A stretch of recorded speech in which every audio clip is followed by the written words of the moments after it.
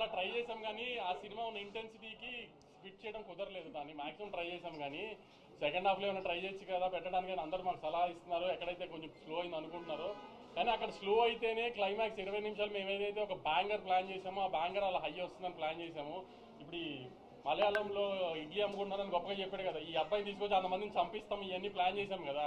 So అందుకని కొంచెం అవన్నీ అలా జరిగినాయి. కాబట్టి మళ్ళీ చాలా గర్వంగా చెప్తున్నానండి, సినిమా చాలా బాగుంది, చాలా గ్రాండ్గా తీసాం తెలుగు సినిమా స్టాండర్డ్స్కి. తప్పకుండా థియేటర్కి వచ్చి సినిమా చూడండి, you definitely like the film and you love the film.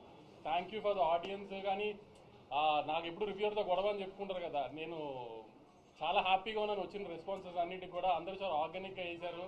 ఆమె నచ్చని చిన్న చిన్న పాయింట్స్ నచ్చని అని క్లియర్గా చెప్పారు, నచ్చని చాలా బాగున్నాయని చెప్పారు. I'm very happy with everything. ఒకళ్ళిద్దరు కొంచెం కావాలని చేస్తారు, అది తెలిసి మీ అందరికి కూడా ఎవరు చేసి ఉంటారని కూడా. మిగతా అందరూ అయితే చాలా హ్యాపీగా నేను సాటిస్ఫైడ్గా ఇచ్చారు. చాలా మంది రివ్యూస్ కూడా కొంచెం కంప్లైంట్స్ చెప్పినా జెన్యున్గా అనిపించింది. వాళ్ళు చెప్పిన కంప్లైంట్స్ కూడా మాకు ఎందుకంటే మాకు అవి అనిపించింది కాబట్టి తప్పులు చేశామని. ఆ చిన్న చిన్న తప్పులు పక్కన పెట్టి మీరు తప్పకుండా సినిమా చూడండి, సినిమా చాలా బాగుంటుందండి. Thank you.